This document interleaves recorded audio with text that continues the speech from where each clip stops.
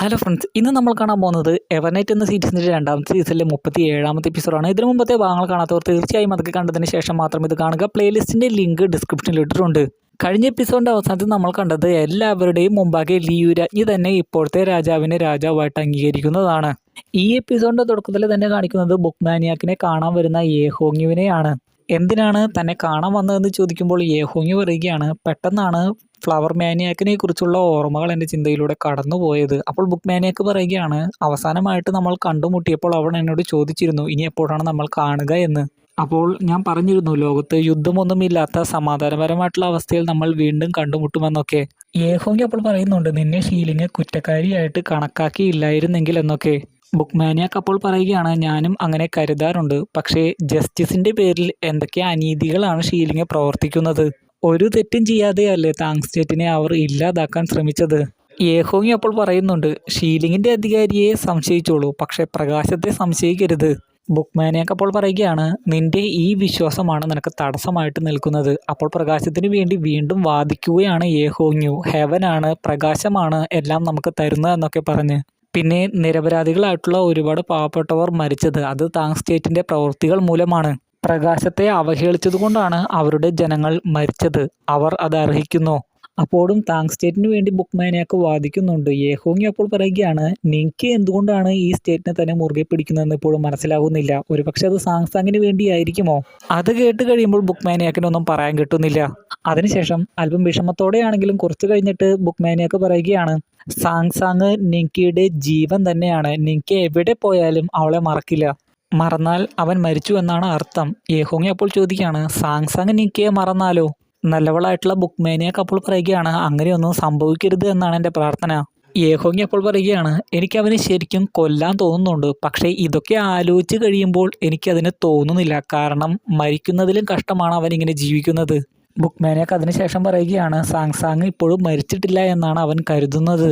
യേഹോങ്ങി ആവട്ടെ അതിനുശേഷം, നീ ഇപ്പോൾ ഹെൽത്തി ആയിട്ടുണ്ടല്ലോ, ഓൾ ദി ബെസ്റ്റ് എന്നൊക്കെ പറഞ്ഞ് അവർ പരസ്പരം പിരിയുന്നു. ബുക്ക്മാനിയാക്കും ഓൾ ദി ബെസ്റ്റ് നേരുന്നുണ്ട്. പിന്നെ പൂക്കളുടെ രാജകുമാരിയുടെ അടുത്തേക്ക് വരുന്ന ലോങ്കി രാജകുമാരനെ കാണിക്കുന്നു. ലോങ്കി രാജകുമാരനെ കണ്ടിട്ടും വലിയ സന്തോഷമൊന്നും പൂക്കളുടെ രാജകുമാരിയുടെ മുഖത്തില്ല. നീ എന്താണ് ഇവിടെ എന്ന് പൂക്കളുടെ രാജകുമാരി ചോദിക്കുമ്പോൾ ലോങ്കി രാജകുമാരൻ പറയുകയാണ്, ഞാൻ യുദ്ധത്തിൽ പരാജയപ്പെട്ടു. അപ്പോൾ പൂക്കളുടെ രാജകുമാരി പറയുകയാണ്, ഫൂസി നിന്നെ ശിഷ്യനായിട്ട് തിരഞ്ഞെടുക്കാതിരുന്ന സമയത്ത് നിന്നെ കുറിച്ച് പറഞ്ഞ കാര്യങ്ങളൊക്കെ സത്യമാണ്. അല്ല, നീ ഇപ്പോൾ എന്താണ് വന്നിരിക്കുന്നത്? ഇപ്പോൾ കൂടുതലായിട്ട് സംസാരിച്ച് സമയം കളയാതെ വിഷമത്തോടെ ലോങ്കി രാജകുമാരൻ ചോദിക്കുകയാണ്, ഇപ്പോഴും നിനക്ക് എന്നെ വെറുപ്പാണോ? എന്നാൽ അവനെ വലുതായിട്ടൊന്നും ശ്രദ്ധിക്കാതെ പൂക്കളുടെ രാജകുമാരി പറയുകയാണ്, ഞാൻ ആരെയും വെറുക്കുന്നൊന്നുമില്ല. ലോങ്കിൻ രാജകുമാരൻ അപ്പോൾ പറയുകയാണ്, ഞാൻ നിന്നെ മറന്നു എന്നാണ് കരുതിയത്. പക്ഷേ നിന്നെ കുറിച്ചൊക്കെ ഓർക്കുമ്പോൾ എനിക്കൊരു കാര്യം മനസ്സിലായി. നീയാണ് എൻ്റെ ജീവിതത്തിലെ ഏറ്റവും ഇമ്പോർട്ടൻ്റ് ആയിട്ടുള്ളത്. എൻ്റെ ഹൃദയത്തിലുള്ള പൂവ് പോലെയാണത്. എന്നിട്ടും അവൾ വലുതായിട്ട് മൈൻഡ് ഒന്നും ചെയ്യുന്നില്ല എന്ന് കാണുമ്പോൾ ലോങ്കി രാജകുമാരൻ ചോദിക്കുകയാണ്, നിനക്ക് എന്നോട് ക്ഷമിക്കാനാകില്ലേ? അതിനും വലിയ ഇൻട്രസ്റ്റ് ഒന്നുമില്ലാത്ത രീതിയിലുള്ള മറുപടിയാണ് പൂക്കളുടെ രാജകുമാരി കൊടുക്കുന്നത്. അവൾ പറയുകയാണ്, ലോകത്തുള്ള എല്ലാ പൂക്കളും ഒരു ദിവസം വിടരും. അതുകൊണ്ട് അതിനെക്കുറിച്ച് ഓർത്തൊന്നും ഞാൻ ആകുലപ്പെടുന്നില്ല. ആ ഒരു ഉത്തരത്തിൽ നിന്ന് തന്നെ അവൾ മറന്നുവെന്ന് ലോങ്കി രാജകുമാരന് മനസ്സിലാവുന്നു. അതുമാത്രമല്ല, അവൻ നൽകിയ അവളുടെ ജീവിതത്തിലെ എല്ലാ എക്സ്പീരിയൻസിനും നന്ദിയും പറഞ്ഞുകൊണ്ടാണ് അവൾ അവിടെ നിന്ന് പോകുന്നത്. അവിടെ നിന്ന് പൊട്ടിക്കരയാനേ ലോങ്കി രാജകുമാരനായുള്ളൂ. അവൻ്റെ ഏതവസ്ഥയിലും കൂടെ നിൽക്കാൻ തയ്യാറായ അവളെ ആട്ടി ഓടിച്ച അവന് അത് തന്നെ വേണമെന്നാണ് എനിക്കും തോന്നിയത്. ഇനിയും ഇതുപോലത്തെയുള്ള അവസരങ്ങൾ ഉണ്ടാകുമ്പോൾ അവൻ അത് ആവർത്തിക്കില്ല എന്ന എന്ത് വിശ്വാസമാണ് അവൾക്ക് പിന്നീട് ഉണ്ടാവുക. പിന്നെ കാണിക്കുന്നത് നിൻകിയെയും ബുക്ക്മാനിയാക്കിനെയും ആണ്. ദൂരേക്ക് കണ്ണും നട്ട് അവർ അങ്ങനെ നോക്കി നിൽക്കുന്നു. ബുക്ക്മാനിയാക്കിനെ യാത്ര അയക്കുന്നതിന് വേണ്ടിയാണ് നിൻകി അവിടേക്ക് വന്നിരിക്കുന്നത്. ഇതേ സമയം അവരുടെ മനസ്സിലൂടെ പലതരം ഓർമ്മകൾ കടന്നു പോകുന്നു. പ്രധാനമായിട്ടും ബുക്ക്മാനിയാക്കാണ് അതെല്ലാം ഓർക്കുന്നത്, നിൻകിയുടെ മൊത്തുള്ള നിമിഷങ്ങൾ. അങ്ങനെ കുറെ ഓർമ്മകളൊക്കെ ഓർത്തെടുക്കുന്ന സമയത്ത് നിൻകി പെട്ടെന്ന് ചോദിക്കുകയാണ്, നിനക്ക് ഇന്ന് തന്നെ പോണോ? കുറച്ച് ദിവസം കൂടി നിന്നിട്ട് പോയാൽ പോരെ? അപ്പോൾ ബുക്ക്മാനിയാക്ക് പറയുകയാണ്, എന്തൊക്കെ വന്നാലും ഒരു ദിവസം പോകേണ്ടതല്ലേ? എനിക്ക് എപ്പോഴും ഇവിടെ തന്നെ നിൽക്കാൻ സാധിക്കില്ലല്ലോ. അതുകൊണ്ട് ഈ യാത്ര ഇന്നായാലും മറ്റൊരു ദിവസമായാലും കണക്കല്ലേ. അത് ശരിയാണെന്ന് തോന്നിയത് കൊണ്ടായിരിക്കാം നിനക്ക് മറുത്തൊന്നും പറയാതെ അവളെ യാത്ര അയക്കുന്നു. അതിനുശേഷം ഒരുപാട് വിഷമത്തോടെ തന്നെ ബുക്ക്മാനിയാക്ക് യാത്ര പറഞ്ഞ് പോവുകയാണ്. എന്നാൽ അല്പം മുന്നോട്ട് പോയി കഴിയുമ്പോൾ പെട്ടെന്ന് നിന്നുകൊണ്ട് തിരിഞ്ഞ് നിൻകയോട് അവൾ പറയുകയാണ്, നീ തീർച്ചയായും എൻ്റെ സ്റ്റേറ്റിലേക്ക് വരണം, അതായത് ദാഹി സ്റ്റേറ്റിലേക്ക്. താൻ അവിടെ അവന് വേണ്ടി കാത്തിരിക്കുമെന്ന് പറയുമ്പോൾ നിൻകെ അതിനോട് യോജിക്കുന്നു. എന്തായാലും വരുമെന്ന് അവൻ പറയുന്നു. അതിനുശേഷം അവനെ വണങ്ങിക്കൊണ്ട് കണ്ണും നിറഞ്ഞുകൊണ്ട് ബുക്ക്മാനിയാക്ക് വിഷമത്തോടെ പോവുകയാണ്. നിൻകയെ വിട്ടുപിരിയുന്നതിൽ അവൾക്ക് വിഷമമുണ്ട്. നിൻകെ സ്നേഹിക്കുന്നത് സാങ്സാങ്ങിനെ ആണെങ്കിലും നിൻകയെ അവൾ ഒരുപാട് സ്നേഹിക്കുന്നുണ്ട്.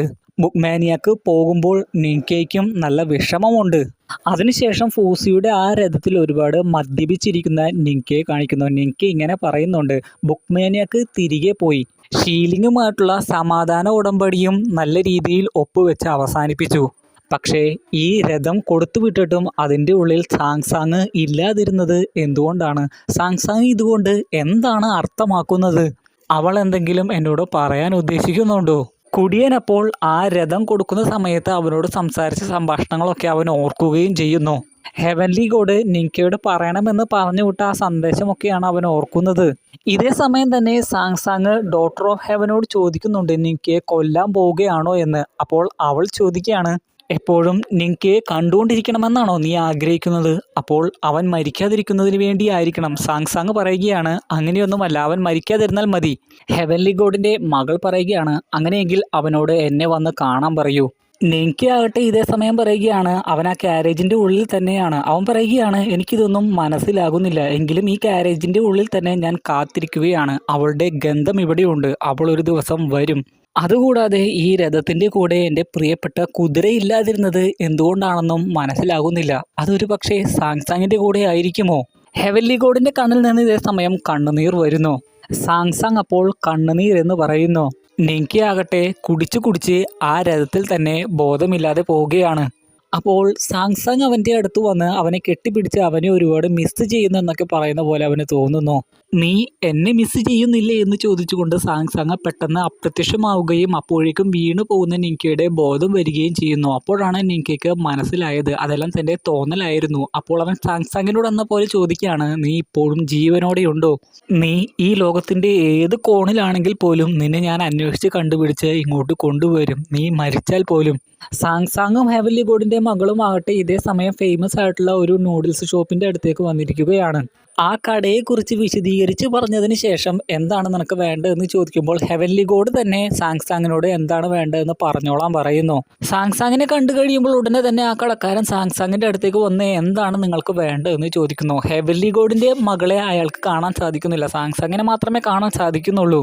സാങ്സാങ് അപ്പോൾ 2 ബൗൾ നൂഡിൽസ് ആണ് ചോദിക്കുന്നത്. സംശയത്തോടെ ആണെങ്കിലും ഉടനെ തന്നെ പോയി അയാൾ അത് പ്രിപ്പയർ ചെയ്യാൻ തുടങ്ങുന്നു. ഇടയ്ക്കൊക്കെ സംശയത്തോടെ സാങ്സാങ്ങിനെ നോക്കുകയും ചെയ്യുന്നുണ്ട്. കാരണം അവൾ 2 ബൗൾ നൂഡിൽസ് ചോദിച്ചതുകൊണ്ടായിരിക്കാം. കാരണം അവിടെ സാങ്സാങ് മാത്രമല്ലേ ഉള്ളൂ. അതിനുശേഷം ആ കടക്കാരൻ അത് സാങ്സാങ്ങിൻ്റെ മുമ്പിൽ കൊണ്ടുവന്ന് വെച്ച് കൊടുക്കുമ്പോൾ ഒരു ബൗൾ നൂഡിൽസ് ഹെവൻലി ഗോഡിൻ്റെ മകളുടെ നേരെ സാങ്സാങ് വെച്ച് നീട്ടുന്നു. എന്നാൽ ആ സ്റ്റിക്കുകൾ ഉപയോഗിച്ച് എങ്ങനെയാണ് അത് കഴിക്കേണ്ടതെന്ന് ഹെവൻലി ഗോഡിൻ്റെ മകൾക്ക് അറിയില്ല. സാങ്സാങ് അപ്പോൾ അത് പഠിപ്പിച്ചു കൊടുക്കുന്നു. എന്നിട്ടും ഹെവൻലി ഗോഡിൻ്റെ മകൾക്ക് ആ സ്റ്റിക്ക് പിടിക്കാൻ സാധിക്കുന്നില്ല. ദേഷ്യത്തോടെ അപ്പോൾ ആ സ്റ്റിക്ക് നിലത്തിടുന്നു.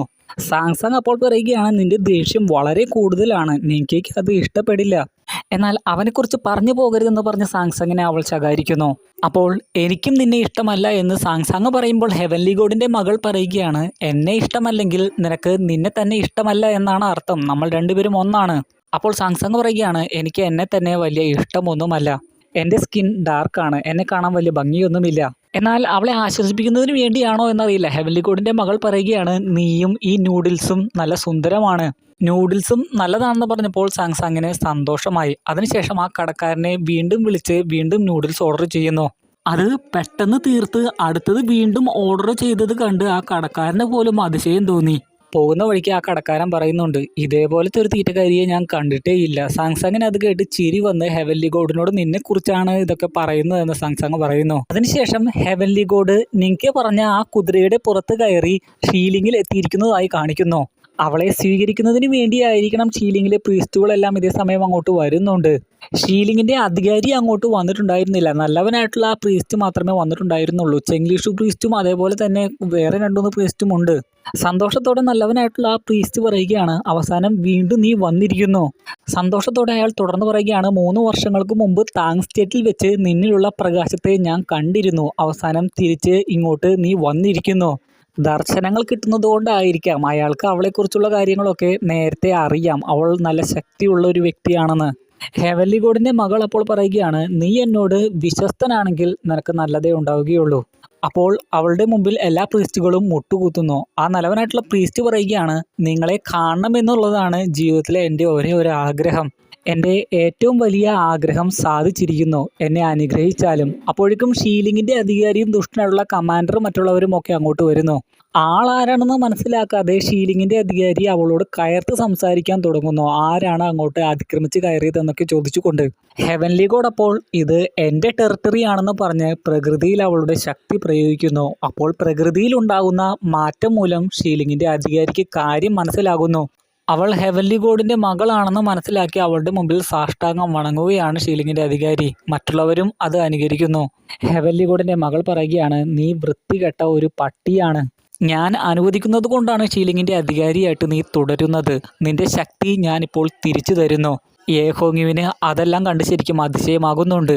ഷീലിങ്ങിന്റെ അധികാരിക്കാകട്ടെ ശക്തി തിരിച്ചു കിട്ടുന്നു എന്ന് പറയുന്ന സമയം തന്നെ ശക്തി തിരിച്ചു കിട്ടുകയും അവന് ശരിക്കും അത്ഭുതം തോന്നുകയും ഹെവൻലി ഗോഡിന്റെ മകൾക്ക് അതിന് നന്ദി പറയുകയും ഒക്കെ ചെയ്യുന്നു.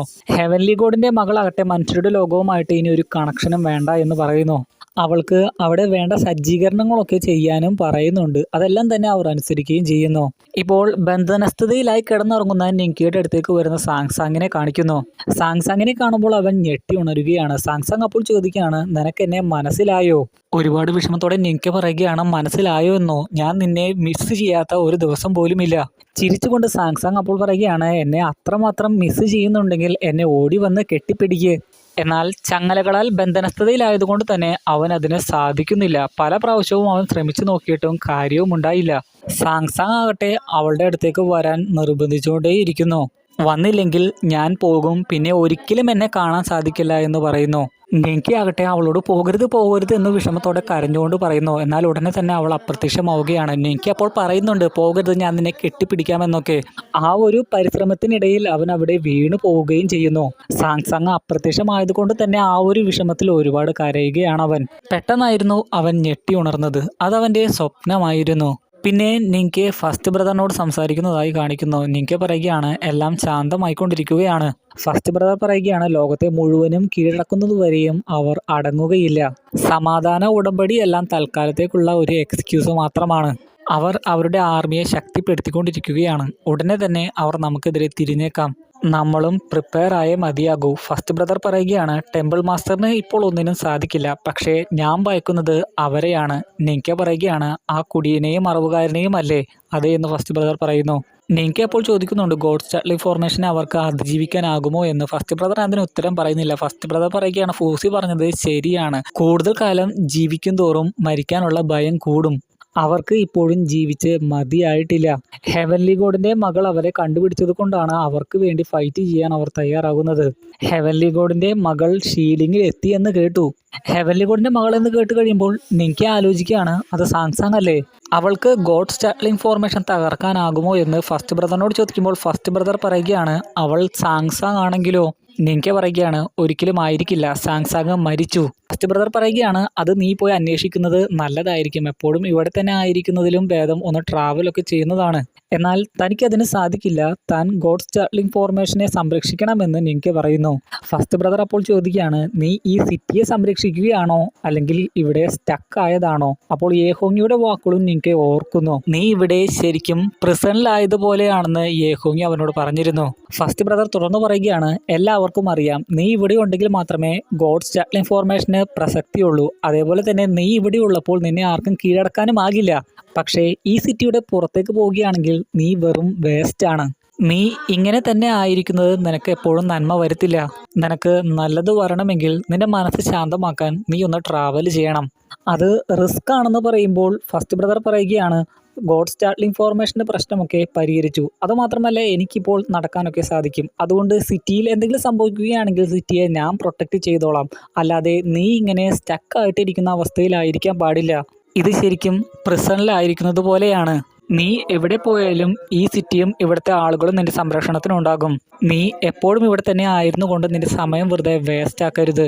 പിന്നെ ആ ഫൂസിയുടെ ക്യാരേജിന്റെ ഉള്ളിലിരിക്കുന്ന സാങ്സാങ്ങിനോട് നിൻകെ അവരുടെ കുതിര എവിടെയെന്ന് ചോദിക്കുന്നതായി കാണിക്കുന്നു. അതിനെ താൻ കൊന്നു എന്ന് സാങ്സാങ് പറയുമ്പോൾ നീ എന്തിനാണ് അത് ചെയ്തത്? അങ്ങനെയെങ്കിൽ നീ സാങ്സാങ് അല്ല, എൻ്റെ കുതിരയെ താ എന്നൊക്കെ പറഞ്ഞ് നിൻകെ പൊട്ടിക്കരയുന്നു. സാങ്സാങ് അപ്പോൾ പറയുകയാണ്, നീ താങ് സ്റ്റേറ്റ് വിട്ടു വരുന്നതിന് വേണ്ടിയാണ് ഞാൻ അങ്ങനെയൊക്കെ ചെയ്തത്. നീ താങ് സ്റ്റേറ്റ് വിട്ട് പുറത്തേക്ക് വന്നാൽ മാത്രമേ എന്നെയും ആ കുതിരയെയും കാണാൻ സാധിക്കുകയുള്ളൂ. നിൻകെ അപ്പോൾ ചോദിക്കുകയാണ്, ഞാൻ എന്തിനാണ് ഷീലിംഗിലേക്ക് വരുന്നത്? അപ്പോൾ സാങ്സാങ് ചോദിക്കുകയാണ്, നീ ഹെവൻലി ഗോഡിൻ്റെ മകളെ ഭയക്കുന്നുണ്ടോ? അവൾ നിന്നെ പണിഷ് ചെയ്യും. എന്തിനാണ് അവൾ അങ്ങനെ ചെയ്യുന്നതെന്ന് ചോദിക്കുമ്പോൾ മുഖഭാവമൊക്കെ മാറി എഴുന്നേറ്റ് നിന്ന് സാങ്സാങ് പറയുകയാണ്, ഞാൻ തന്നെയാണ് ഹെവൻലി ഗോഡിൻ്റെ മകൾ. പെട്ടെന്ന് ആ ക്യാരേജിൽ ഇരിക്കുന്ന നിൻകെ ഉറക്കത്തിൽ നിന്ന് എഴുന്നേൽക്കുകയാണ്. അതൊരു സ്വപ്നമായിരുന്നു. പെട്ടെന്ന് തന്നെ അവിടെ ആ സീറ്റിലുണ്ടായിരുന്ന ഒരു പെട്ടിയെടുത്ത് അതിൽ നിന്ന് സാങ്സാങ് ഉപയോഗിച്ച ചീപ്പ് എടുത്ത് ഇങ്ങനെ ആലോചിക്കുകയാണ് നിൻകെ. സാങ്സാങ് ഷീലിംഗിൽ ഉണ്ടായിരിക്കുമോ? എന്നോട് അങ്ങോട്ട് പോകാൻ പറഞ്ഞുള്ള ഒരു സന്ദേശമായിരിക്കുമോ ഈ സ്വപ്നം? പിന്നെ ഷീലിംഗിൽ ഹെവൻലി ഗോഡിൻ്റെ മകളുടെ ഉള്ളിൽ നിന്ന് പുറത്തേക്ക് വരുന്ന സാങ്സാങ്ങിനെ കാണിക്കുന്നു. അപ്പോൾ ഹെവൻലി ഗോഡിൻ്റെ മകൾ പറയുകയാണ്, വീട്ടിലേക്ക് തിരികെ പോകാം. ഇല്ല, ഞങ്ങളുടെ ഈ വീട് വിട്ട് ഞാൻ എങ്ങോട്ടും വരില്ല. ഹെവൻലി ഗോഡിൻ്റെ മകൾ പറയുകയാണ്, നീ എന്താണ് അത് മനസ്സിലാക്കാത്തത്? നമ്മൾ രണ്ടല്ല ഒന്നാണ്. നമ്മളെ തമ്മിൽ വേർപെടുത്താനാകില്ല. സാങ്സാങ് അപ്പോൾ പറയുകയാണ്, ഞാൻ എൻ്റെ യങ് മാസ്റ്ററിൻ്റെ ഭാര്യയാണ്. എന്നാൽ ദേഷ്യത്തോടെ അവനെക്കുറിച്ച് പറയരുതെന്ന് ഹെവൻലി ഗോഡിൻ്റെ മകൾ പറയുന്നു. നിനക്ക് മനുഷ്യരുടെ ഗന്ധമാണ്, അതുകൊണ്ടാണ് എനിക്ക് തിരികെ ഹെവനിലേക്ക് പോകാൻ സാധിക്കാത്തത്. അതുകൊണ്ട് തന്നെ ഒരു പ്യൂരിഫിക്കേഷൻ നടത്തിയേ മതിയാകൂ. അത് കേട്ട് കഴിയുമ്പോൾ സാങ്സാങ് പറയുകയാണ്, ഇതൊക്കെ നിനക്ക് എങ്ങനെ മറക്കാൻ സാധിക്കുന്നു? നമ്മൾ അവനെ വിവാഹം കഴിച്ചതാണ്. അതിനുശേഷം നിൻകെയുമൊത്തുള്ള എല്ലാ ഓർമ്മകളും വിവരിച്ച് പറഞ്ഞു കഴിയുമ്പോൾ കരഞ്ഞു പോവുകയാണ് സാങ്സാങ്. ഇതെല്ലാം കേട്ട് കഴിയുമ്പോൾ ഹെവൻലി ഗോഡിൻ്റെ മകളാകട്ടെ ഇങ്ങനെ പറയുന്നു, ഇത് തന്നെയാണ് നിന്റെ പ്രശ്നം. ഈ ഓർമ്മകളെല്ലാം മായ്ച്ചു കളഞ്ഞ് നിന്നെ പ്യൂരിഫൈ ചെയ്യണം. അതിന് ഈ ലൈറ്റ് ഹാൾ പാലസ് നമ്മളെ സഹായിക്കും. സാങ്സാങ് അപ്പോൾ പറയുകയാണ്, അങ്ങനെ എല്ലാ ഓർമ്മകളും മായ്ച്ചു കളയാൻ സാധിക്കില്ല. ഹെവൻലി ഗോഡിൻ്റെ മകൾ പറയുന്നു, നീ അവനെ അത്രമാത്രം മിസ് ചെയ്യുന്നുണ്ടെങ്കിൽ അവനോട് ഇങ്ങോട്ട് വരാൻ പറയൂ. അവൻ്റെ ജീവിതം ഇവിടെ വെച്ച് ഞാൻ അവസാനിക്കുന്നതായിരിക്കും. അവനെ ഒന്നും ചെയ്യരുത്, അവനെ കൊല്ലരുത് എന്നപ്പോൾ വിഷമത്തോടെ സാങ്സാങ് ഉച്ചത്തിൽ പറയുമ്പോഴേക്കും ഹെവൻലി ഗോഡിൻ്റെ ബോഡിയുടെ ഉള്ളിലേക്ക് തന്നെ സാങ്സാങ് കയറി പോകുന്നു. അതിനുശേഷം നിൻകെയാണ് കാണിക്കുന്നത്. എല്ലാ സഹോദരന്മാരെയും വിളിച്ചു വരുത്തി ഷീലിംഗിലേക്ക് പോകാൻ പോവുകയാണെന്നുള്ള കാര്യം അവരോട് അവൻ പറയുന്നു. എന്നാൽ അതിനെ എതിർത്തുകൊണ്ട് ചില സഹോദരന്മാരും അതിനോട് യോജിച്ചുകൊണ്ട് ചില സഹോദരന്മാരും സംസാരിക്കുന്നു. എതിർക്കുന്നവർ പറയുന്നത് അത് താങ് സാമ്രാജ്യത്തിൻ്റെ തന്നെ പ്രൊട്ടക്ഷന് ദോഷകരമായിട്ട് ബാധിക്കുമെന്നാണ്. അതേപോലെ തന്നെ നിൻകെയ്ക്ക് എന്തെങ്കിലും ആപത്ത് പറ്റുമെന്നൊക്കെയാണ്. എന്നാൽ നിൻകെ എന്തെങ്കിലും തീരുമാനം എടുത്തിട്ടുണ്ടെങ്കിൽ അതിൻ്റെ പിന്നിൽ എന്തെങ്കിലും അർത്ഥമുണ്ടാകും, എന്തെങ്കിലും കാര്യമുണ്ടാകുമെന്നൊക്കെയാണ് നിൻകെ പറഞ്ഞ ആ ആശയത്തോട് യോജിക്കുന്നവർ പറയുന്നത്. ഫസ്റ്റ് ബ്രദർ അപ്പോൾ നിൻകെയോട് തുടർന്ന് സംസാരിക്കാൻ പറയുന്നു. നിൻകെ അപ്പോൾ പറയുകയാണ്, ഫസ്റ്റ് ബ്രദർ തന്നെ എന്നോട് പറഞ്ഞതാണ്, ഞാൻ ഇവിടെ തന്നെ ആയിരിക്കുകയാണെങ്കിൽ ശരിക്കും ഒരു പ്രിസണിലായിരിക്കുന്നത് പോലെ ആയിരിക്കും. അതുപോലെ തന്നെ ആയിരിക്കും ഫൂസിയും എന്നെ ഈ ദൗത്യം ഏൽപ്പിച്ചത്. ഞാൻ ഇവിടെ തന്നെ ആയിരുന്നു കൊണ്ട് സമയം ചെലവഴിക്കാൻ ഫൂസി ഒരിക്കലും ഉദ്ദേശിച്ചിട്ടുണ്ടാകില്ല. അതുകൊണ്ട് കൂടിയാണ് ഞാൻ ഈ തീരുമാനമെടുത്തത്. അതേപോലെ തന്നെ പ്രധാനപ്പെട്ട മറ്റൊരു കാര്യം, ഞാൻ ഈയിടെയായിട്ട് സാങ്സാങ്ങിനെ പല പ്രാവശ്യവും സ്വപ്നം കണ്ടു. സാങ്സാങ്ങിനെയും ആ കുതിരയെയും. ആ കുതിരയെ വേണമെങ്കിൽ അവളുടെ അടുത്തേക്ക്, അതായത് ഷീലിംഗിലേക്ക് വരാനാണ് സ്വപ്നത്തിലൂടെ പല പ്രാവശ്യവും അവൾ എന്നോട് പറഞ്ഞുകൊണ്ടിരിക്കുന്നത്. ചുരുക്കി പറഞ്ഞാൽ ഈയിടെയായിട്ട് സ്വപ്നത്തിലൂടെ അവളെ കാണാൻ വരണമെന്ന് പല പ്രാവശ്യവും അവൾ പറഞ്ഞുകൊണ്ടേയിരിക്കുന്നു. എന്നാൽ ഇതെല്ലാം അവളെ മിസ് ചെയ്യുന്നത് മൂലമാണ്, അവളോടുള്ള സ്നേഹം മൂലമാണെന്ന് മറ്റുള്ള സഹോദരന്മാർ പറയുന്നു. അതായത് ആ ആശയത്തോട് എതിരെ നിൽക്കുന്നവർ പറയുന്നു. എന്നാൽ നിൻകെ അത് ഒരിക്കലും അല്ല എന്ന് പറയുന്നു. കാരണമായിട്ട് പറയുന്നത് ഫൂസിയുമായിട്ടുള്ള ആ ഫൈറ്റിന് ശേഷം ഒരിക്കൽ പോലും അവൻ്റെ സ്വപ്നത്തിൽ സാങ്സാങ് വന്നിരുന്നില്ല. പക്ഷേ ഈ ഇടയായിട്ടാണ് അവൻ്റെ സ്വപ്നത്തിൽ വന്നു തുടങ്ങിയത്. അതായത് ആ കുടിയൻ അവിടെ വന്നു പോയതിന് ശേഷം അത് പ്രത്യേകം എടുത്തു പറയുകയും ചെയ്യുന്നുണ്ട്. തീർച്ചയായും സാങ്സാങ് എങ്ങനെയോ ഹെവൻലി ഗോഡിൻ്റെ മകളുമായിട്ട് കണക്റ്റഡ് ആണ്. നിങ്ങൾ വിചാരിക്കുന്നത് പോലെ ആ കുടിയനോ അല്ലെങ്കിൽ അറവുകാരനോ എന്നെ കൊല്ലുവാനൊന്നും ശ്രമിക്കില്ല. അതുകൂടാതെ നമ്മൾ പേടിക്കേണ്ടതോ അല്ലെങ്കിൽ മുൻകരുതലുകൾ എടുക്കേണ്ടതോ ഷീലിംഗിനെതിരെയോ ടെമ്പിൾ മാസ്റ്ററിനെതിരെയോ അല്ല. അത് ഹെവൻലി ഗോഡിൻ്റെ മകളിനെതിരെ അല്ലെങ്കിൽ സാങ്സാങ്ങിനെതിരെയാണ്. ഫൂസി ഉദ്ദേശിച്ചതും അതുതന്നെ ആയിരിക്കും. ഫസ്റ്റ് ബ്രദർ അതിനോട് യോജിക്കുന്നു. പൂർവാധികം ശക്തിയോടെ ഹെവൻലി ഗോഡിൻ്റെ മകൾ ഹെവനിലേക്ക് തിരികെ പോവുകയാണെങ്കിൽ ചന്ദ്രൻ ഒരിക്കലും ഉണ്ടാവുകയില്ല. നമുക്ക് നമ്മളെ തന്നെ ഡിഫെൻഡ് ചെയ്യാൻ സാധിക്കില്ല. മറ്റുള്ളവർ അപ്പോൾ പറയുകയാണ്, ഹെവൻലി ഗോഡിൻ്റെ മകൾ വളരെ പവർഫുൾ അല്ലേ, അവളെ നീ ഒറ്റയ്ക്ക് എങ്ങനെ കീഴടക്കും? നിങ്ക പറയുകയാണ്, നമുക്ക് വേറെ വഴികളൊന്നുമില്ല. ഫൂസിയെ നമ്മൾ ഒരിക്കലും നിരാശരാക്കരുത്. ഹെവൻലി ഗോഡ് സാങ്സാങ് തന്നെയാണെങ്കിൽ തീർച്ചയായും അതിന് ഒരു സൊല്യൂഷൻ ഉണ്ട്. ഫൂസി അതെല്ലാം മുൻകൂട്ടി കണ്ടതുകൊണ്ടായിരിക്കാം ഞങ്ങളുടെ മാരേജ് ഞങ്ങളുടെ ഒപ്പം വന്ന് തന്നെ സാക്ഷ്യം വഹിച്ചുകൊണ്ട് നടത്തി തന്നത്. തേർഡ് സിസ്റ്റർ പറയുകയാണ്, അങ്ങനെയെങ്കിൽ ഉടനെ തന്നെ നമ്മൾ അവളെ തടയണം. കാരണം ഷീലിംഗ് അവളെ സ്വർഗത്തിലേക്ക് തിരിച്ചയക്കാനുള്ള പദ്ധതികളൊക്കെ വിഭാവന ചെയ്യുന്നുണ്ട്. അതിന് വേണ്ട കാര്യങ്ങളൊക്കെ ചെയ്തുകൊണ്ടിരിക്കുകയാണ്. അങ്ങനെ സംഭവിക്കാൻ ഒരിക്കലും നമ്മൾ സമ്മതിച്ചുകൂടാ എന്ന് സെക്കൻഡ് ബ്രദർ പറയുന്നു. എല്ലാവരും അതിനോട് യോജിക്കുകയും ചെയ്യുന്നു. നിക്ക് അതിനുശേഷം പറയുകയാണ്, നമ്മളിപ്പോൾ ഷീലിങ്ങിനെതിരെ ഓരോ ആക്ഷൻസും എടുക്കുന്നത് പോലെ ആയിരിക്കരുത്, നമ്മൾ നമ്മളെ തന്നെ ഗാർഡ് ചെയ്യുന്നത് പോലെ ആയിരിക്കണം.